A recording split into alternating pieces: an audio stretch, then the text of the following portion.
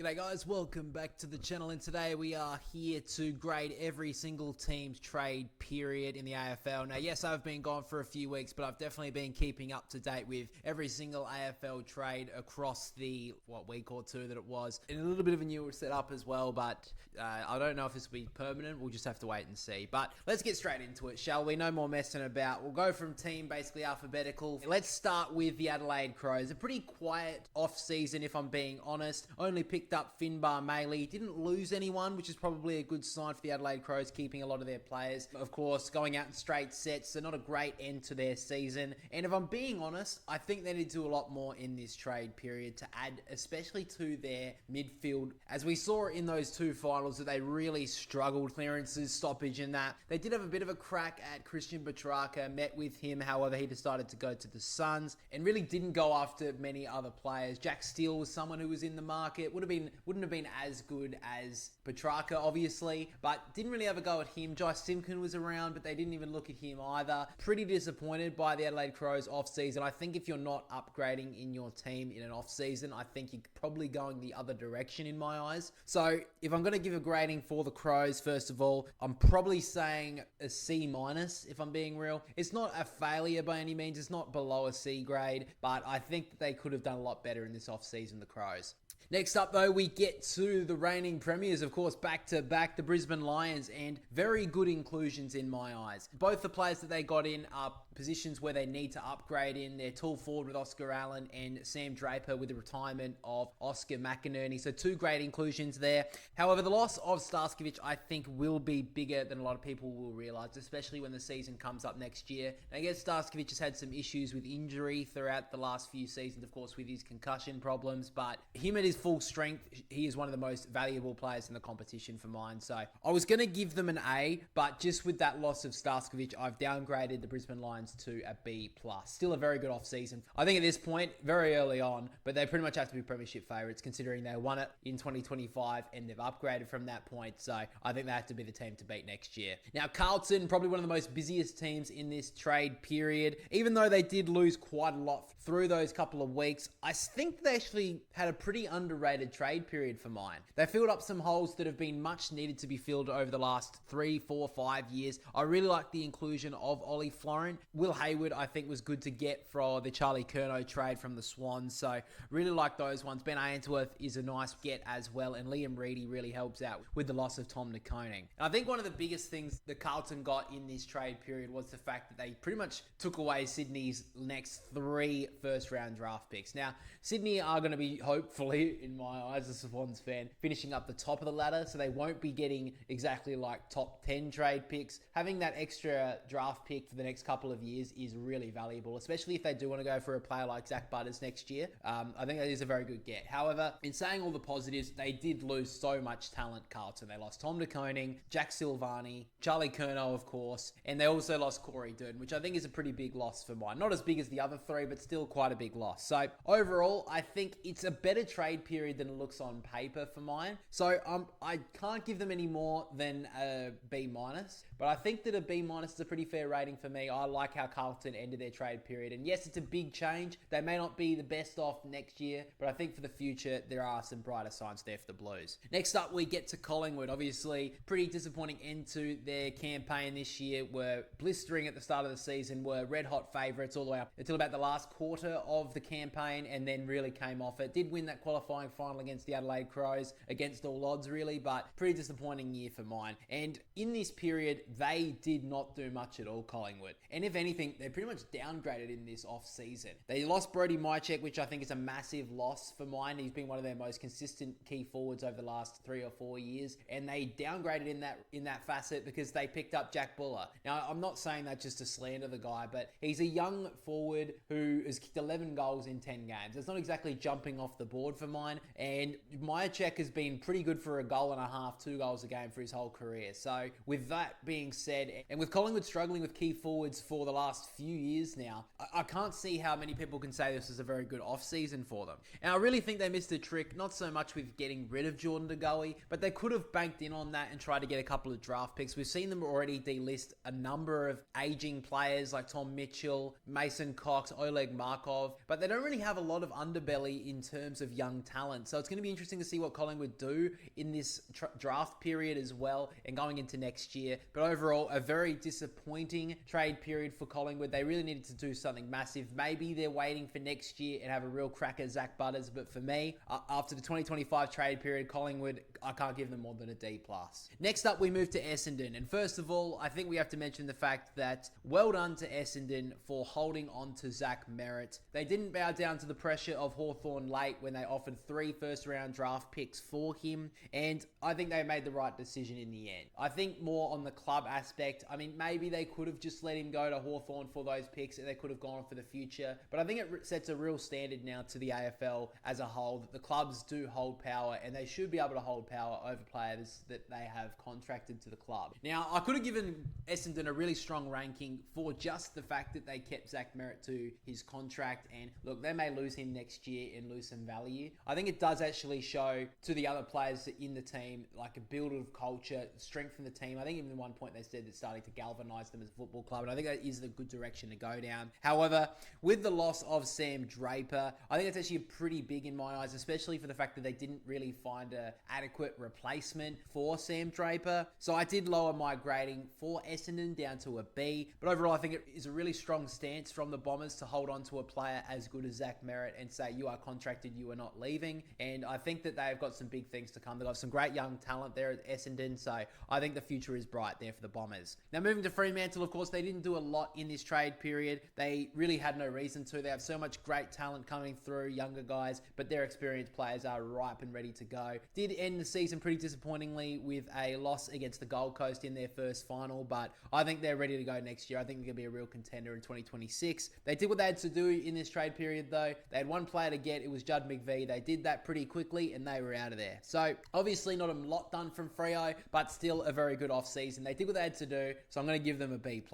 Now we get to Geelong. Didn't do a lot in this off-season either. They did have a crack at Rowan Marshall. Didn't get that one done. They did get the free agency signing though of James Worpel pretty early on, which you like to see. Really good addition to their midfield, which got absolutely smashed in that grand final a couple of weeks ago, about a month ago now. But they really needed a ruckman, and missing out on Rowan Marshall could hurt them going down the track. They only offered basically a first round pick and a later pick. Really wasn't something that was going to move the needle for St Kilda, and I think they needed to do a lot more in my eyes for the Cats. So I think they really missed a trick in this off season. James Worpel is a good signing, but I think they needed a ruckman. I think it showed in the grand final. Reece Stanley just hasn't got it, even though he's never been a massively great ruckman. He still plays a role, but he's too old now, I think. And Toby Conway hasn't really came along. We'll have to see if he can improve next year. Has had a lot of injuries, so hopefully for Geelong fans he can come along. But Rowan Marshall was the player that they needed, and I think they should have done a lot better with that. So with that being said, I think it's a little bit higher than a D+. I think we'll probably go with a C- for the Cats. Up next, we get to the Gold Coast Suns, one of the big movers in this trade period. A lot of people are giving them pretty high ratings for the Gold Coast with the off-season that they had, and to be honest, I've found it really hard to give the Gold Coast a rating. Now, of course, the obvious massive inclusion for the Gold Coast was Christian Petrarca, one of the biggest moves in recent history for the trade period, and Jamara Ugle-Hagan is going to be a very interesting one. It's a massive risk. It could be a massive reward, but of course, there's going to be a lot of factors to play out for, Jamara's future. Got him for pretty much nothing. I think it was pick 74 in the end they got Jamara for, so not a massive loss on the Gold Coast point of view. But something that I have a real concern about on the Suns is the fact that they lost a lot of players that were in their best 23. You're looking at that semi-final team, a lot of players were lost at the Gold Coast Suns. They lost Braden Fiorini to the Bombers, Ben Ainsworth to Carlton, then of course Sam Flanders to St Kilda, and Connor Buttery historic to the Western Bulldogs. Now, on paper, that's not exactly massive losses going around, but I do have a concern with a lot of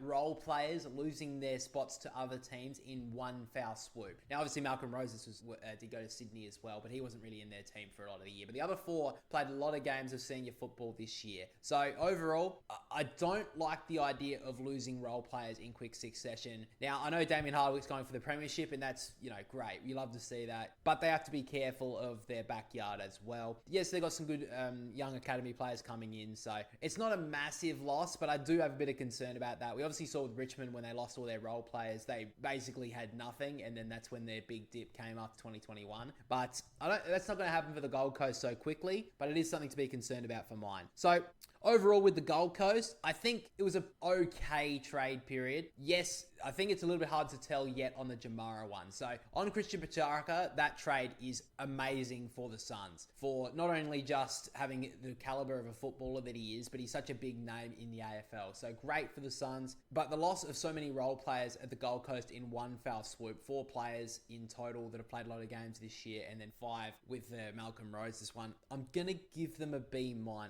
that may be a bit harsh. A lot of people are saying it's an A. Some people are saying that they were the best team to come out of the trade period. But like I said, I can't really give them a massively good rating just because they lost a lot of role players. Next up, we get to the Giants. And honestly, when the Giants aren't losing players en masse in a trade period, usually that is just a good sign. And I think it's a good addition to bring in Clayton Oliver to the club. Now, I think another thing as well that a lot of people aren't mentioning too much is Lee Kalia is staying at Giants. Of course, the move that was pretty much booked in from 18 months ago to St Kilda fell through. The Saints pulled out. Now, yes, it was a pretty dog move of them to do that, but I mean, at the end of the day, it is a business and the Saints have to do what's best for them. But Lee Kalia staying at the Giants is so good. So overall, I think they've had a pretty good trade period. Didn't lose anyone, and they were able to they brought in some good midfield reinforcements with Clayton Oliver. So overall, I'm pretty happy to give them a B. I think that's a pretty good off-season for the Giants. But now we get to my biggest disappointment in the trade period, and that is Hawthorn. So they weren't able to bring in anyone at all, and they missed out on their big fish in Zach Merritt. Now, obviously, Zach Merritt, missing out on him, considering they had this one almost in the works for about 3 months at this point, it feels like. The fact they couldn't get that one done is a massive failure on the Hawks end. They needed someone who was going to take over from that midfield. John Newcomb's played a good role, and hopefully Will Day can come back in 2026 and be as good as he has been in those games last year. But they needed someone else, and missing out on Zach Merritt is massive. But I also think something that a lot of people are glossing over is the fact that Hawthorn lost 3 players, 2 of them who were in their best 23 throughout the majority of the season in Warple and Changwath Jaff. So I think both of those players, losing them, yes, they're not the biggest names at the Hawks, but they lost 3 players, and Jai Sarong, by the way, was the VFL best and fairest for Hawthorn. So they've lost 3 players that,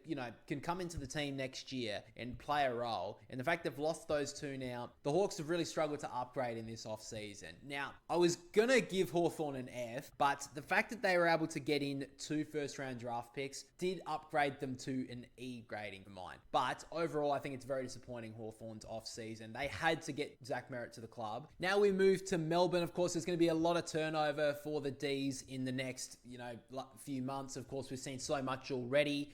New coach in Stephen King, and he seems to be pretty much wiping the slate clean. He wants a brand new start at Melbourne.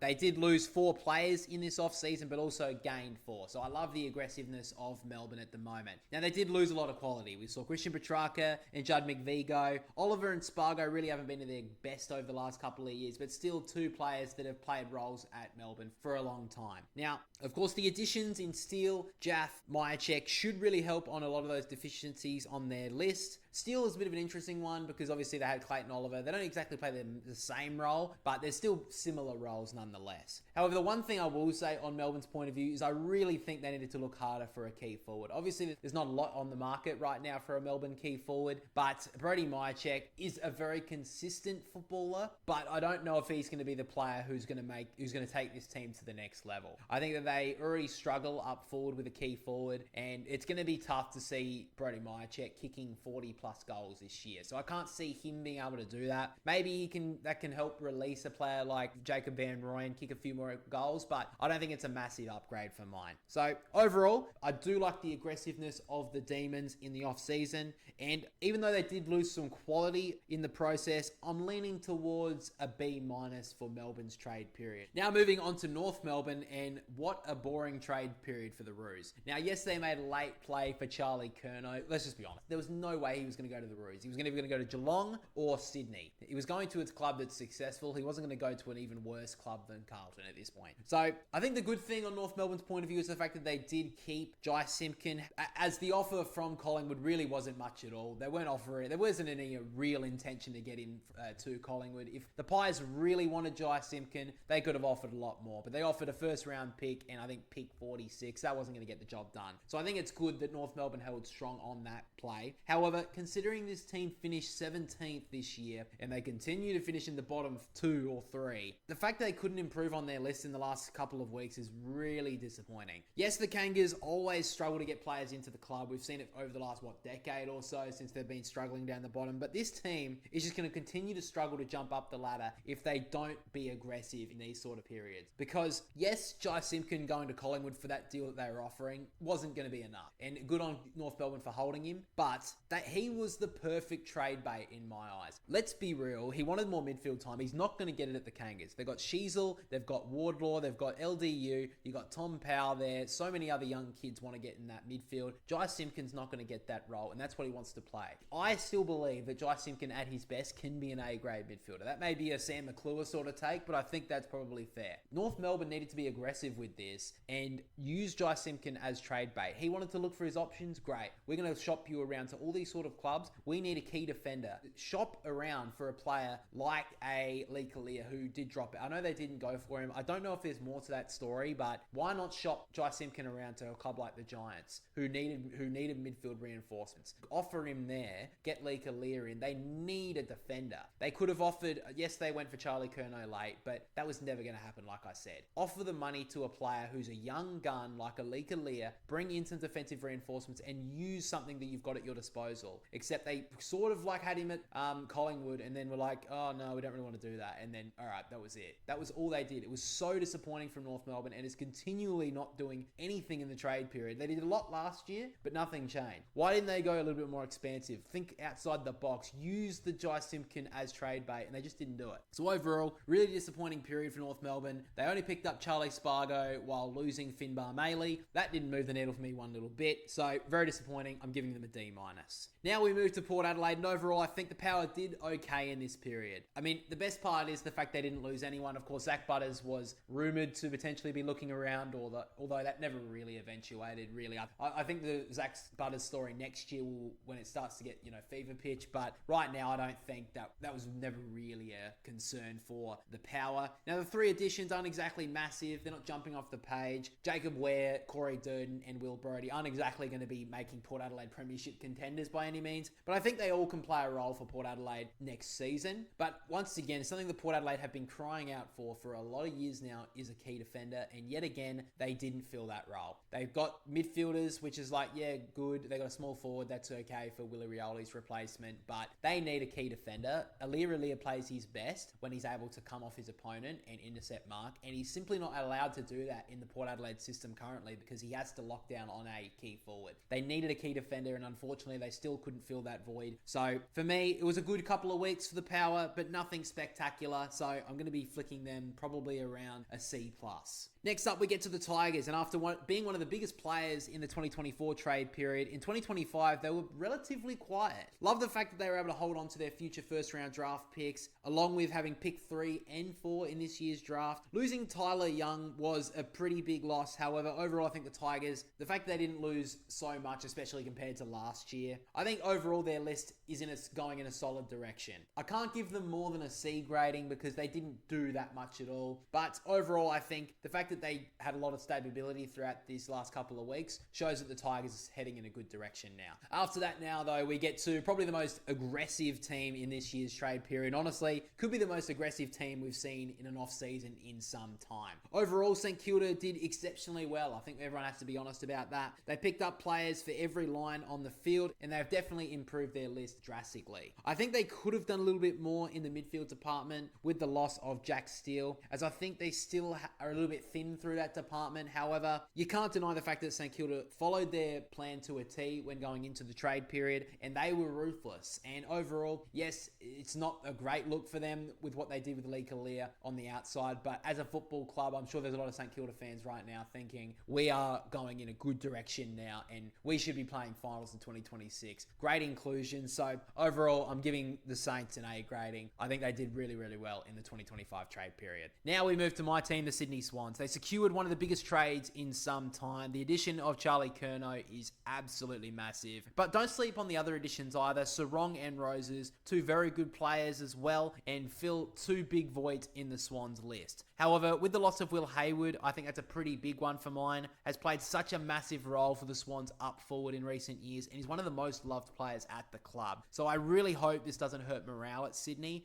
And another big loss for the Swans, of course, is the fact that they lost their next 3 years worth of first round draft picks. Now, obviously, they're going to have to pay overs to get Charlie Curnow to the Swans, but that's such a big loss for one player. And also losing Ollie Florin and Will Hayward basically one foul swoop is so big. But they did what they had to do, the Swans. They had to get a key forward. I think that was like the biggest thing the Sydney had to do in this offseason, and they picked up one of the best in the competition. So I can't give them an A grading because of all the losses that they had, but I think the Sydney deserve a B grade for this trade period. They did very, very well to get Charlie Curnow to the club, and they've definitely improved that forward line, which did need help throughout this year. Now we move to the West Coast Eagles, and finally they did the right thing and they held on to their first round draft picks, their top talent. They didn't just give it away for a bag of chips, and hopefully they could pick up some good players. Of course, Harley Reid a couple of years ago was very good, but then they give him away and got absolutely nothing. Well, not nothing, but they've been giving away a lot of their first round draft picks in previous years, and they need to use them because they need young talent, the West Coast, and they continue to pick up these players that are like too old and they're just not improving their list. Their young talent is struggling, but now they can finally keep that. So well done to them. And probably the biggest thing that I love from West Coast off season is the fact that they have incredibly struggled in defense for multiple years, and immediately they went out and picked up two very good defenders, Brendan Starskovich, of course, and Tyler Young. Now, like I mentioned with Brisbane, yes, Starskovich is injury prone and there is some concern about his future in the game, especially if he does another concussion, but at his best, he is one of the best defenders in the competition, especially on small forwards, of course. So I think that is great for not only their defense, but for experience and for just everything in general. Starskovich is such a great signing, and Tyler Young, a very good signing as a key defender, especially with McGovern retiring at the season's end. Now, yes, Allen was a big loss, but I mean, he was out the door by March this year. He was already gone. So I don't think that's as big as what it does seem. And yes, they did lose both Chesser and Liam Ryan, but again, I don't think they're massive losses in my eyes. I mean, Liam Ryan really hasn't been as good as he has been, from 2019 or something. He's been so injury prone, a little bit overweight in my eyes, so I don't think that's a big loss. And Chesser never really lived up to the hype for me. So honestly, I think the West Coast were one of the better performers out of this whole trade period. They held on to their top draft picks and they picked up players that they needed, especially to fill up voids in their defense. So for me, I'm giving West Coast an A-. They need some youth, and pick 1 and 2 will do just that. So well done to the West Coast. But finally, let's get to the Western Bulldogs. And honestly, pretty quiet period from the Doggies. Overall, not much to say. Yes, they got Connor Butterick, but that doesn't really move the needle for me. And losing Jamara really only helps with the club in the long run. Yes, he could come back to some of the great form, but I think for culture, for what he's done, I think he just needs a clean slate. So I think they both parted ways pretty amicably in the end, and hopefully both the Bulldogs camp and the Jamara camp can, get the best out of their futures. But overall, that is pretty disappointing. However, the biggest disappointment for mine with the Western Bulldogs is the fact that yet again, they didn't fill up in their key defensive stocks. They have struggled with a key defender for so many years, and we saw this year their percentage was so high because they smashed up on all the bottom teams. But every single time they came back up against the top team, when those teams had adequate defenses to stop the Western Bulldogs forward line, they didn't have anything to stop down the other end, and they didn't feel that again. Lee Kalia was sort of looked at, but again, didn't really look at it much. Stephen May was out there, but no one really looked at him. I don't know why the Dogs didn't find anyone. Even they could have gone for a Jai Sarong type, but they didn't. And overall for me, they needed to do more to rectify that problem. So really, if I'm being honest, not much to see here. The Dogs get a C grading for me. But guys, that's pretty much all we've got for the gradings of every single team's trade period. Of course, this AFL season is well and truly over now. The trade period is done. Pretty much we have the draft, and then we're almost at the pre-season, really. It won't be long before clubs are back at pre-season and, you know, training the house down. Every single team's a premiership contender in November, isn't there? But anyway, thank you guys for watching. I know the videos will be back as per usual, so we're back to normal now, regular business as usual. So make sure to like and subscribe if you did enjoy it, guys. And if you want to check out another video on the channel, then you can click right here to check out a new video.